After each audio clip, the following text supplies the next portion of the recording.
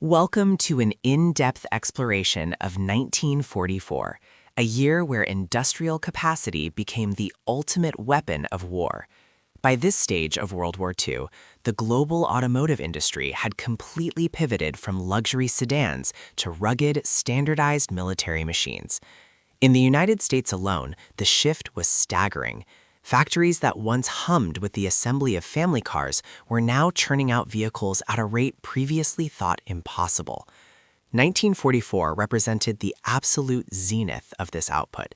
We are looking at a period where logistics decided the fate of nations, and the vehicles produced during these 12 months would go on to define mechanical reliability for decades to come. Today, we examine the titans of 1944, from the nimble Jeep to the massive transport trucks that fueled the Allied advance across Europe and the Pacific. If one vehicle symbolizes the mechanical dominance of 1944, it is the Willys MB, famously known as the Jeep.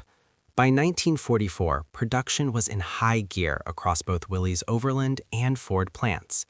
This quarter-ton 4x4 was a marvel of simplicity and utility.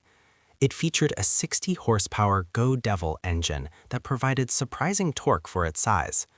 For automotive enthusiasts, the 1944 model year is significant for its standardized features, including the iconic stamped grille and blackout lights.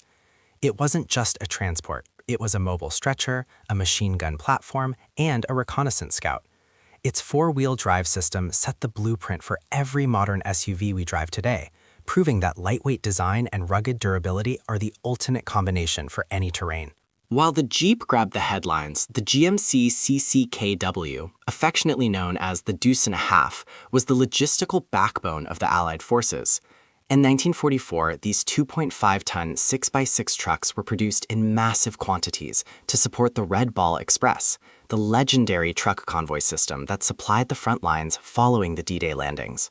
With over 500,000 units built throughout the war, the CCKW demonstrated the power of standardized parts and mass assembly. It featured a 270 cubic inch overhead valve engine and a 10-wheel configuration that allowed it to traverse the ruined, muddy roads of France and Germany. For industry professionals, the CCKW is a masterclass in how to scale heavy-duty vehicle production without sacrificing the reliability needed for 24/7 operations in combat zones. On the opposite side of the conflict, the German Type 82 Kübelwagen showcased a very different engineering philosophy. Based on the Ferdinand Porsche design that would eventually become the Beetle, the Kübelwagen was a lightweight, air-cooled vehicle designed for ease of maintenance in extreme climates. By 1944, despite mounting resource shortages, the Kübelwagen remained a staple of German mechanized units. It locked four-wheel drive, but compensated with a locking differential and a flat, smooth underbody that allowed it to slide over obstacles.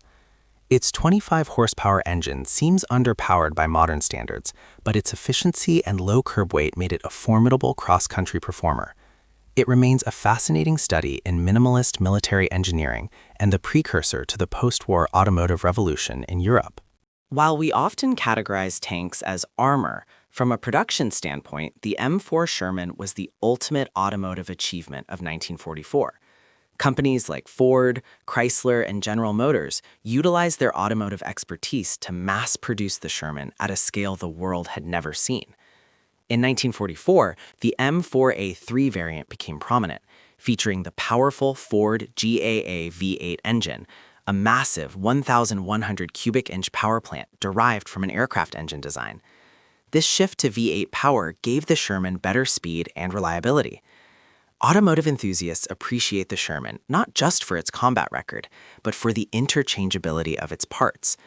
This modularity meant a tank damaged on a Tuesday could be back in service by Thursday, a feat of logistics made possible by American manufacturing standards. The Duck, or Duck, represents the pinnacle of 1944 amphibious engineering. It was essentially a GMC CCKW drivetrain encased in a boat-like hull.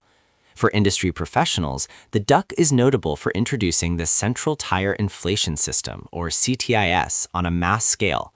This allowed the driver to adjust tire pressure from inside the cab, an essential feature for transitioning from water to soft sand on landing beaches.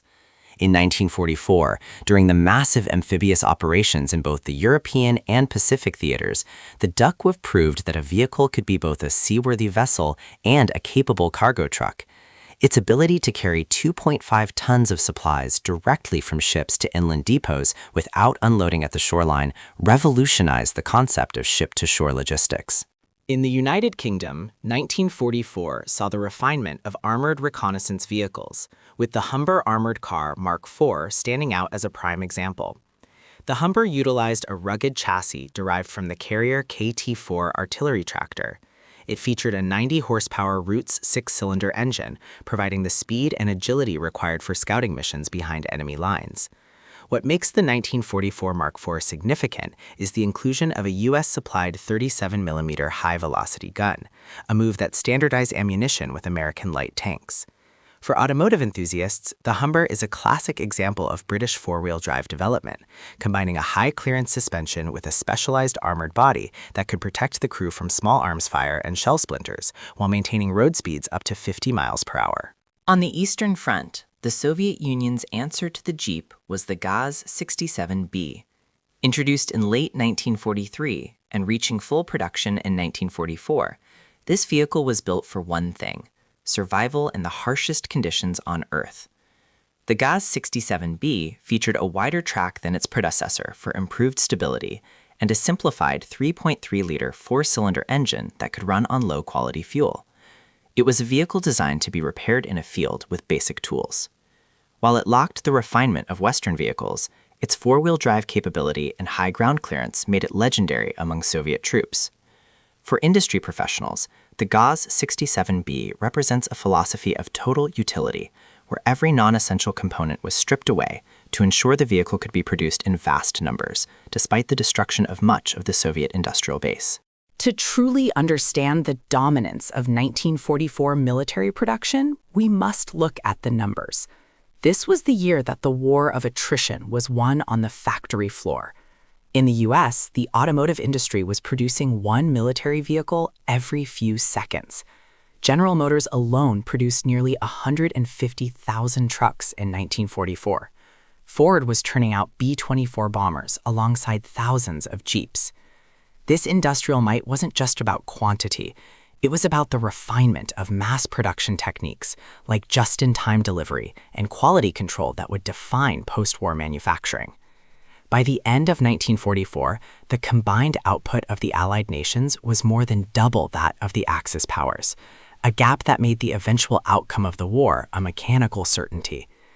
These figures represent the greatest automotive manufacturing feat in human history.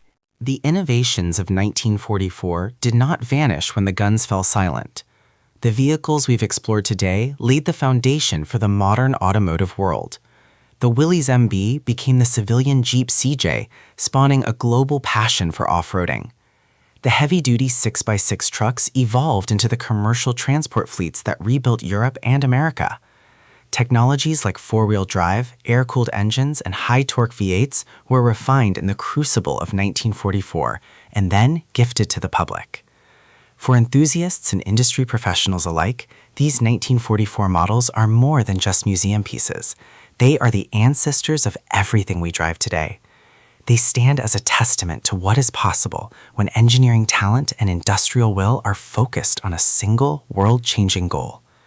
Thank you for joining us on this journey through the dominance of 1944 military production.